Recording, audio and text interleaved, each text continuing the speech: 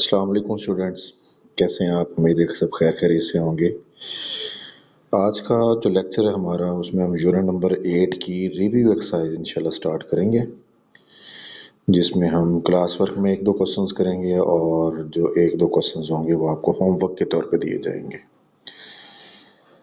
पहला question as usual आपको पता है कि रिव्यू एक्सरसाइज में हमेशा एमसीक्यूज से रेलिवेंट होता है। तो पहला एमसीक्यूज आपका है, स्टेटमेंट है distance of a point on the circumference to the center of the circle is called। यानी कि इस एमसीक्यू में कहा जा रहा है कि सेंटर से लेके किसी भी सर्कमफेरेंस के ऊपर कोई पॉइंट ले लिया, जैसे जैसे मैंने यहाँ पे एग्जांपल के तौर पे पी पॉइंट लिया है, तो यहाँ तक जो डिस्टेंस बनेगा ना, ओ से लेके उस पॉइंट पी तक, वो क्या कहलाएगा? वो आपके पास रेडियस कहलाएगा। अगला जो एमसीक्यू है उसमें हमें ये कहा गया है कि अगर एक सर्कल के अंदर हम एक से ज़्यादा रेडियस ड्रॉ करें, एक से ज़्यादा रेडियस को हम रेडियाई बोलेंगे। रेडियाई जो है वो एक प्लूरल है और रेडियस क्या है? सिंगुलर वर्ड है। तो एक से ज़्यादा अगर हम सर्कल के अंदर रेडियस ड्रॉ करेंगे, रेडियाई ड्रॉ करेंगे, तो उन तमाम की जो लेंथ होगी वो आपस में क्या होगी? इक्वल होगी। अब यहाँ पे देखा जाए तो ओ से ए, ओ से बी की तरफ, ओ से सी की तरफ या ओ से डी की तरफ, जहाँ मर्जी आप चले जाएं, आपका जो रेडियस होगा ओ ए, ओ बी, ओ सी, ओ डी, वो क्या होगा? सेम होगा। ठीक है बच्चों? तो इसलिए आप क्या कहेंगे कि रेडियस ऑफ सेम सर्कल, ये याद रखना है कि सेम सर्कल की बात हो रही है। अगर एक ही सर्कल के तमाम रेडियस हम ड्रॉ करें, जितने मर्जी ड्रॉ कर लें, वो तमाम इक्वल होते हैं। नेक्स्ट क्वेश्चन है हमारे पास, नेक्स्ट एमसीक्यू जो है कि सर्कल की जो बाउंड्री होती है, जो आउटर सरफेस होता है, उसे क्या बोलते हैं? उसे सर्कमफेरेंस कहा जाता है। इसके बाद जो नेक्स्ट एमसीक्यू है वो है हमारे पास कि अगर हम सर्कमफेरेंस पूरा कंसिडर ना करें, उसमें से कुछ पार्ट कंसिडर कर लें, जैसे यहाँ पे देखा जाए ए से बी हम एक पोर्शन ले रहे हैं, ये वाला, तो ये जो पोर्शन होगा ये क्या कहलाएगा? ये आर कहलाएगा। ठीक है?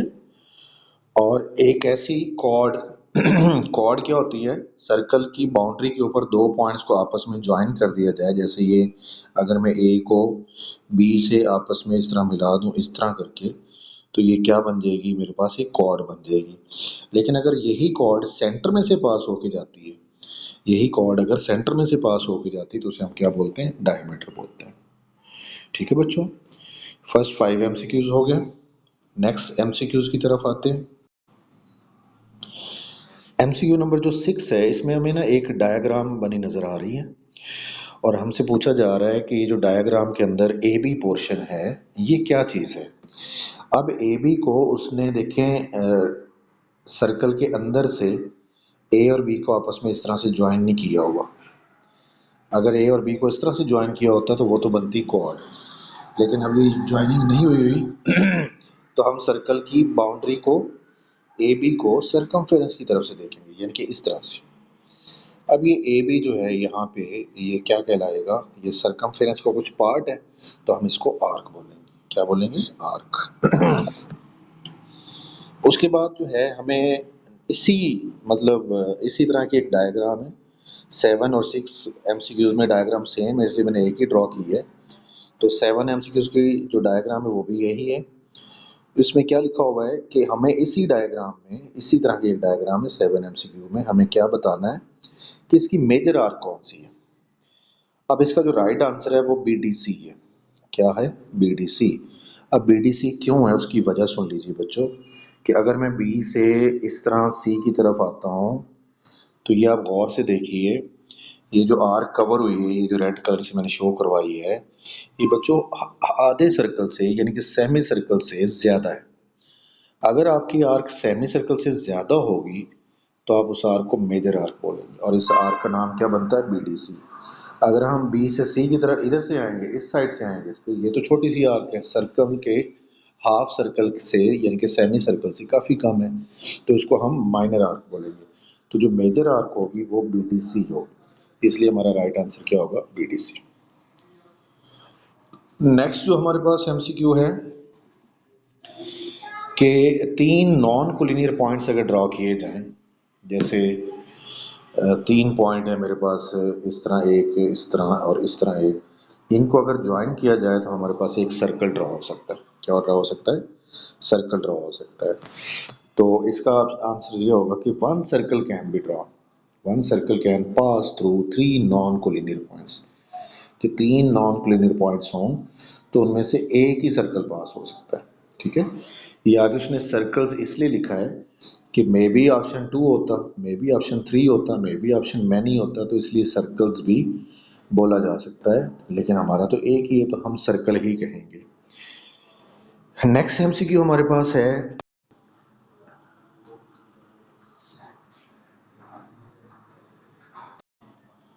Perpendicular bisector of chord always passes through the centre of the circle.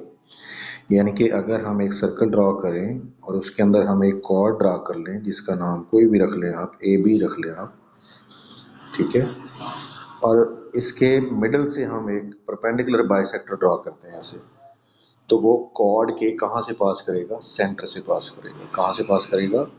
Centre से पास करेगा। तो इसका राइट आंसर क्या होगा? सी आंसर होगा, यानी कि सेंटर।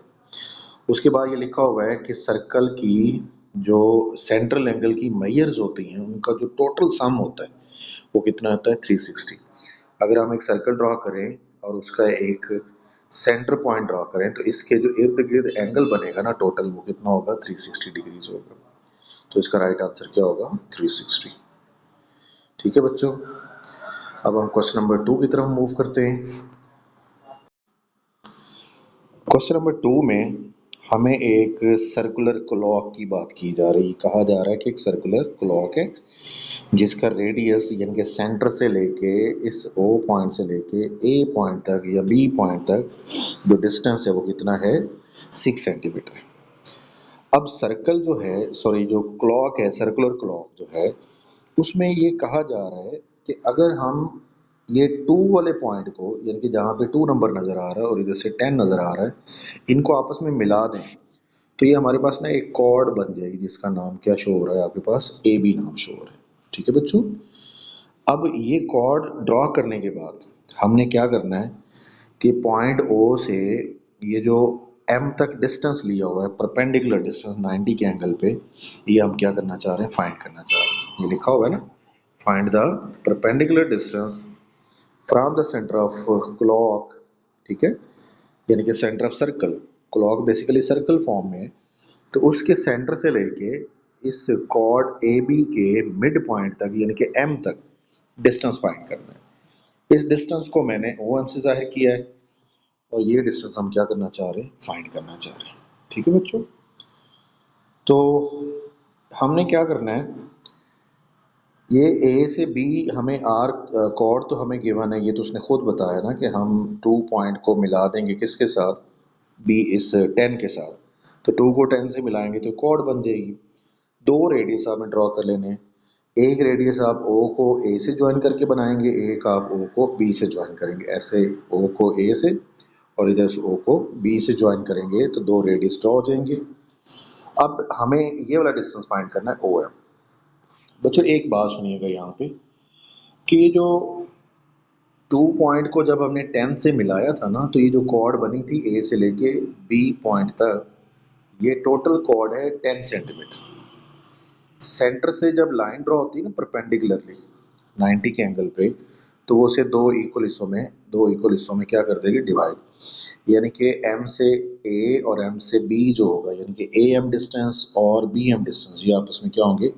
इक्वल होंगे। इसलिए यहाँ पे उसने 5 इधर सेंटीमीटर लिख दिया है, 5 सेंटीमीटर इधर लिख दिया है। अब हम देखें गौर से तो हमारे पास यहाँ पे 2 ट्राइंगल्स बन गई, एक का नाम है ओ बी एम इस वाली का, और इस वाली का नाम क्या है? ओ ए, और ये ऑलमोस्ट सेम सेम है। अगर हम इसकी बात करें तो इसका बेस 5 है, हाइपोटेन्यूज 6 है और परपेंडिकुलर इसका अननोन है। इसका भी यही है कि 5 है, इसका हाइपोटेन्यूज 6 है और इसका परपेंडिकुलर अननोन है। ठीक है बच्चों, तो ये देखिए, ये जो सारी मैंने आपको चीज़ें एक्सप्लेन की हैं ये यहाँ पे इन पैराग्राफ्स के अंदर लिखी हुई हैं। ठीक है, और दूसरा ये इसने ए एम बी एम कैसे लिया है वो भी मैंने आपको समझा दिया है कि सेंटर से जब कॉर्ड के ऊपर हम परपेंडिकुलर लाइन ड्रॉ करते हैं तो वो उस कॉर्ड को बाइसेक्ट कर देती है, दो इक्वल हिस्सों में डिवाइड कर देती है। ठीक है बच्चों, इसलिए ये 5 इधर आ गया, 5 इधर आ गया। अब हमारा मकसद क्या है, ओ एम फाइंड करना। ठीक है बच्चों, क्या फाइंड करना। अब ये ओ एम फाइंड करने के लिए ना हम कोई एक ट्राइंगल ले लेंगे, ओ एम ले लें या ओ बी एम ले लें। इसने वैसे कौन सी ली हुई, ओ एम में, यानी कि ये वाली ट्राइंगल, ये वाली। ठीक है बच्चों, अब इस ट्राइंगल को हम किस तरह सॉल्व करेंगे, अब गौर से देखिए। इसका जो बेस है वो है 5 सेंटीमीटर, ये इसका परपेंडिकुलर है और ये इसका हाइपोटेन्यूस है। हाइपोटेन्यूस आपको पता है राइट एंगल के बिल्कुल सामने होता है, तो हम इस पे लगा देंगे Pythagoras theorem. O A hypotenuse है, इसलिए हाइपोटेन्यूस का square equal to base square plus perpendicular square. अब इसमें हाइपोटेन्यूस की वैल्यू 6 है, हम 6 का स्क्वायर कर देंगे। उसके बाद बेस हमारे पास जो है वो ए एम वो कितना है 5, वो हम लिख देंगे, और ओ एम हम फाइंड करना चाह रहे हैं। इसकी कैलकुलेशन करें, 6 का स्क्वायर 36 होगा, 5 का स्क्वायर 25, ये 25 उधर जाके क्या हो जाएगा माइनस, और लास्ट में हम इसका अंडर रूट करेंगे। तो 11 का अंडर रूट जब आप लेंगे तो वो 11 अंडर रूट लिख दें, या उसको अगर आप पॉइंट्स की फॉर्म में लेके आना चाह रहे हैं तो वो 3 पॉइंट समथिंग आ जाएगा। ठीक है बच्चों, तो ये जो आपका डिस्टेंस होगा ओ से एम तक, ये वाला डिस्टेंस, ये कितना होगा, ऑलमोस्ट 3 पॉइंट समथिंग। तो ये क्वेश्चन नंबर 2 है आपका। आज की डायरी में हमने टोटल 4 क्वेश्चन इंक्लूड किए हैं, जिसमें से 2 क्वेश्चन मैंने खुद करवा दिए हैं आपको। थर्ड और फोर्थ क्वेश्चन आपका होमवर्क होगा, और उम्मीद है कि आप उनको इजीली कर पाएंगे, क्योंकि चैप्टर ऑलमोस्ट कंप्लीट हो चुका हुआ है। और अगर आपने अच्छे से प्रैक्टिस किया है तो 3 और 4 क्वेश्चन आपको इतना ज़्यादा डिस्टर्ब नहीं करेंगे। तो मिलते हैं इंशाल्लाह कल, तब तक के लिए अल्लाह हाफिज़।